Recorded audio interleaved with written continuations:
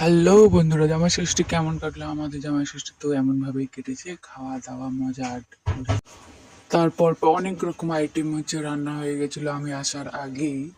তো তোমরা দেখতে পাচ্ছ কি কি রান্না হয়েছে। এবার শেষে মাংসটা হবে। মাংসের মশলাটা খুব সুন্দরভাবে গ্রেভি করে নিচ্ছিল, একদম কষে মশলা যত কষাবে ততই কিন্তু টেস্ট আরো বাড়ে, এটা আমি শুনেছি। তারপরে পুরোপুরি মাংসটা দেওয়া হয়, দেওয়ার পরেই খুব সুন্দর করে নেড়ে নেড়ে নেড়ে নেড়ে একদম তোমরা দেখতেই পাচ্ছ কত সুন্দর তারপর কালার চলে আসে।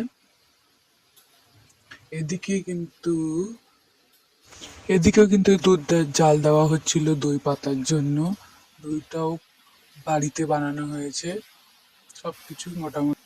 আমাদের কিন্তু শুধুমাত্র কেনা হয়েছিল আম, কাঁঠাল আর মিষ্টিটা, আর বাদ বাকি সমস্ত ঘরের হয়েছিল। তবে মাংসটা হয়ে গেলে আমাদের সমস্ত খাবার দিয়ে দিল।